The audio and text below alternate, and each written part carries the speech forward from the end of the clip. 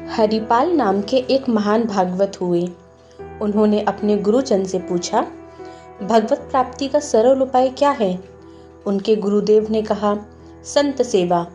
संत सेवा ही निश्चित रूप से भगवत प्राप्ति का उपाय है। जहाँ संतों की मंडली होती है, वहाँ भगवान का वास होता है। यह सुनकर हरिपाल जी ने संतों की सेवा प्रारंभ कर दी। संत जन उनकी सेवा से प्रसन्न होकर एक दूसरे को उनकी सेवा के बारे में बताते। धीरे धीरे उनकी सेवा की ख्याति दूर दूर तक फैलने लगी। अब केवल एक दो संत नहीं, बल्कि पूरी संत मंडली उनके यहाँ एकत्रित होने लगी। हरिपाल जी संत सेवा में इतने तल्लीन हो गए कि जो भी उनके पास अन्न, धन या संपत्ति थी, वह सब धीरे धीरे समाप्त हो गई। संतों की भीड़ रोज बढ़ती गई। उन्होंने अपनी जमीन बेच दी, कीमती गहने बेच दिए और जो भी संचित संपत्ति थी उसे संतों की सेवा में लगा दिया। अब स्थिति यह हो गई कि सेवा के लिए कुछ भी शेष नहीं बचा, तो उन्होंने बाजार से उधार लेना शुरू किया। हजारों रुपए का कर्ज हो गया। हरिपाल जी ने अपनी सारी संपत्ति साधु सेवा में लगा दी और जब बाजार से उधार लेना भी संभव नहीं रहा, तो दुकानदारों ने कर्ज देने से इनकार कर दिया। अब वह दुकान पर गए तो दुकानदारों ने कहा, हरिपाल जी पहले का उधार चुका दीजिए, अब बाजार में आपको कोई कर्ज नहीं देगा, आपकी सारी संपत्ति समाप्त हो चुकी है। अब हरिपाल जी के घर में ऐसी कोई भी वस्तु नहीं थी जिसे बेचकर संतों को भोजन कराया जा सके। लेकिन संत मंडली तो दिन प्रतिदिन बढ़ती जा रही थी। संतों की अलग अलग मंडियां लगातार आती रहीं। हरिपाल जी सोचने लगे, अब क्या करें? हमने अपनी पूरी संपत्ति तो लगा दी, अब तो बाजार से भी कर्ज नहीं मिल रहा। संतों को भूखा कैसे जाने दें? चाहे हमें कुछ भी करना पड़े, पर यह सेवा नहीं रुकनी चाहिए। तब उन्होंने एक कठिन निर्णय लिया। हरिपाल जी ने एक भाला लिया और जंगल के मार्ग पर बैठ गए। वे बलिष्ठ शरीर के थे। उनका तेजस्वी रूप देखकर कोई भी भयभीत हो जाता था। वे किसी को मारते नहीं थे। लोग स्वयं उनसे डरकर उन्हें अपना धन दे देते थे और अगर कोई वैष्णव चिन्ह धारण किए होता तो वह उसे कुछ न कहते। हालांकि उन्होंने यह उपाय तब अपनाया जब उनकी सारी संपत्ति समाप्त हो गई और कर्ज भी चुका पाना असंभव हो गया। धीरे धीरे यह बात फैल गई कि यदि कोई यात्री रास्ते में हरि संकीर्तन करते हुए चले तो हरिपाल जी उसे नहीं रोकते। लोग डर के मारे हाथ जोड़ते हुए रामकृष्ण का उच्चारण करते हुए निकल जाते। यात्रियों को पता था कि यहाँ डाकू भाला लिए खड़ा है, लेकिन यह भी समझ गए थे कि यदि तिलक लगा हो, मुख में हरि राम हो, तो वह कुछ नहीं कहेगा। धीरे धीरे स्थिति ऐसी हो गई कि जंगल से गुजरने वाला हर व्यक्ति तिलक लगाकर और नाम जपते हुए जाने लगा। इस प्रकार हरिपाल जी के प्रताप से पूरे क्षेत्र में नाम संकीर्तन की धारा बहने लगी। लेकिन इस वजह से अब उनके लिए किसी को भी लूटना मुश्किल हो गया और फिर एक बार संत सेवा के लिए धन की कमी होने लगी। एक दिन बड़ी संख्या में संत मंडली हरिपाल जी के घर पहुंची। हरिपाल जी बड़े हर्षित हुए, लेकिन अगले ही क्षण चिंता ने उन्हें घेर लिया, क्योंकि भोजन की कोई व्यवस्था नहीं थी।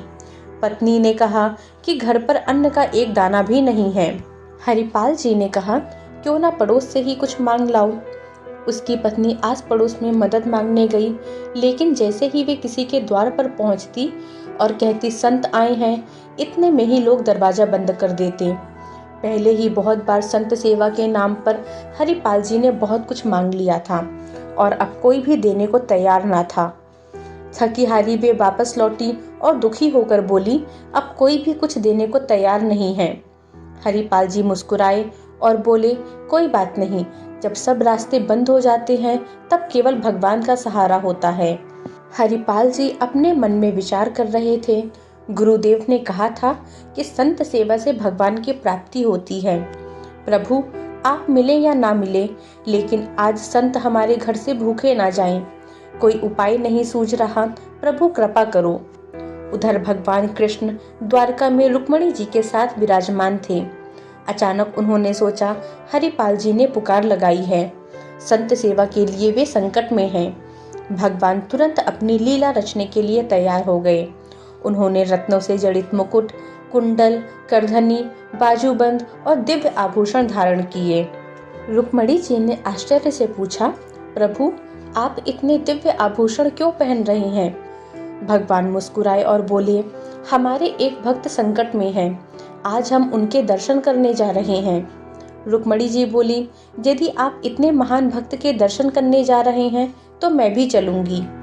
भगवान बोले, ठीक है, लेकिन ध्यान रहे कोई भी भगवत चिन्ह धारण मत करना, कोई भगवत चर्चा भी नहीं करना, केवल सांसारिक आभूषण पहनकर ही चलना। रुक्मणी जी को और भी आश्चर्य हुआ, प्रभु ऐसा कौन सा भक्त है जो भगवत चर्चा और चिन्हों का विरोधी है? भगवान हंसते हुए बोले, बस तुम चलो, दर्शन से निहाल हो जाओगी। भगवान और रुक्मणी जी अत्यंत वैभवशाली वेश में हरिपाल जी के गांव पहुंचे और गांव पहुंचकर उन्होंने गांव में खबर भिजवा दी कि हम धनिक सेठ और सेठानी हैं। हमने सुना है कि यहाँ जंगल पे एक डाकू रहता है, हमें उससे बचाने के लिए कोई हमारी सहायता करे और हमें जंगल पार करवा दे। अगर कोई ऐसा करता है तो हम उसे बहुत सारा धन देंगे। जैसे ही यह बात हरिपाल जी को पता चली, उनका मन प्रसन्न हो गया। उन्होंने सोचा, अरे यह तो भगवान की कृपा है, इन धनिकों की मदद से संतों की सेवा का प्रबंध हो सकता है। और हरिपाल जी बाहर आए और देखा दो अति सुंदर रत्न जड़ित आभूषणों से सुसज्जित स्त्री पुरुष खड़े हैं। भगवान बोले, हमारे पास स्वर्ण मुद्राएं हैं, यदि तुम हमें जंगल पार करवा दो तो हम कुछ धन तुम्हें दे देंगे। हरिपाल जी ने सोचा, आज तो मेरे जीवन की सबसे बड़ी सफलता है, इतने धन से तो महीनों तक संत सेवा हो सकती है। भगवान की लीला देखिए, जो स्वयं भक्तों को भव सागर से पार कराते हैं, वे हरिपाल जी से कह रहे हैं कि उन्हें जंगल पार करवा दो। हरिपाल जी को शक न हो, इसलिए भगवान उनसे व्यापारियों की भांति वार्तालाप करने लगे। हरिपाल जी भीतर ही भीतर प्रसन्न हुए। हरिपाल जी ने भगवान से कहा, आप निश्चिंत रहें, मैं आपको जंगल पार करवा दूंगा। रुक्मणी जी यह सब देख रही थी, लेकिन उन्हें कुछ समझ नहीं आ रहा था। जो स्वयं सुदर्शन चक्रधारी हैं, वे किसी मनुष्य की सहायता क्यों ले रहे हैं? हरिपाल जी ने गौर से प्रभु और रुक्मणी जी को देखा। न माला, न तिलक, न कोई भागवतिक चिन्ह, पूरे सांसारिक व्यक्ति लगते हैं। इन्हें लूटने में कोई दोष नहीं, क्योंकि हम इस धन से संतों को भोजन कराएंगे। हरिपाल जी भाला लेकर चल ही रहे थे, वे आगे आए और उन दोनों से कहा, उतारो अपने सारे आभूषण और मुझे दे दो। भगवान ने रुक्मणी जी से कहा, उतारो अपने आभूषण और इसे दे दो। रुक्मणी जी ने कहा, हमने तो इसे अपनी रक्षा के लिए रखा था और ये हमें ही लूट रहा है, और आप कह रहे हो कि इसे आभूषण दे दो। भगवान ने रुक्मणी जी से कहा, ये हमें भाले से मार देगा, जीवन बचा रहा तो नए आभूषण बनवा लेंगे। भगवान ने रुक्मणी जी से कहा, जिसके दर्शन करने के लिए हम आपको लाए थे वह यही भक्त है, इसने अपना सर्वस्व लुटा दिया है, कुछ नहीं है आज इसके पास खाने को, मैं इसी से लूटने के लिए आज यहाँ आया हूँ। हरिपाल जी ने जब लौट कर देखा तो अनंत सौंदर्य और माधुर्य से युक्त भगवान और श्री रुक्मणी जी उनके सामने विराजमान थे। उन्होंने प्रभु के चरण पकड़ लिए और कहा, प्रभु मुझसे गलती हो गई, मेरे कटु वचन, मेरा भाला उठाना, यह सब मेरी भूल थी। प्रभु आप जानते हैं हमारे घर में संत मंडली बैठी है, इतना कर्ज हो गया है कि अब कोई उधार भी नहीं देता, पड़ोस से मांगे तो कोई कुछ देने को तैयार नहीं, और थोड़ी बहुत संपत्ति थी वह भी समाप्त हो गई, लेकिन संत भूखे जाएं प्रभु, इसलिए मैंने ऐसा किया। भगवान ने हरिपाल जी को हृदय से लगा लिया और कहा, तुम सर्वश्रेष्ठ हो और मेरे प्राण प्रिय भक्त हो। हरिपाल जी ने प्रभु से कहा, प्रभु आपके ये आभूषण मैं नहीं ले सकता। तब भगवान ने कहा, देखो हम यह सब संतों की सेवा के लिए लाए हैं, इसे ले जाओ, ये महालक्ष्मी जी के श्री अंग के आभूषण हैं, यह कुल परंपरा के अनुसार बढ़ेंगे, कभी घटेंगे नहीं। इन्हें बेचकर अपना सारा कर्ज चुका दो और प्रतिदिन लाखों संतों को भोजन कराओ, अब तुम्हारा ऐश्वर्य कभी घटने वाला नहीं है। तब हरिपाल जी ने भगवान से प्रार्थना की, प्रभु इस घटना के बारे में आप किसी से मत कहना, नहीं तो सभी भक्त यह कहेंगे कि भगवान अपने भक्तों पर इतना स्नेह लुटाते हैं और यह भक्त भाला लेकर उन्हीं भगवान को लूटने निकल पड़ा। भगवान ने कहा, डरो मत, यदि कोई इस चर्चा को सुनेगा तो भी वह तुम्हें आदर्श मानकर संत सेवा करेगा और मेरी प्राप्ति का उपाय सोचेगा, ना कि तुम्हारे अंदर दोष देखेगा। भगवान के दर्शन के पश्चात हरिपाल जी ने कहा, प्रभु, जब आप यहाँ आ ही गए हो तो लगे हाथ भंडारा पाकर जाओ। भगवान मुस्कुराकर बोले, निश्चित रूप से, जहाँ हमारे संत भोजन करते हैं वहीं हम प्रकट होते हैं। हरिपाल जी की वजह से उस भंडारे में उपस्थित सभी संतों को भगवान का साक्षात्कार हुआ। सभी संतों ने साक्षात द्वारिकाधीश और रुक्मणी जी के दर्शन किए। भोग बनाया गया और संतों ने तभी भोजन ग्रहण किया जब पहले भगवान ने भोग स्वीकार किया।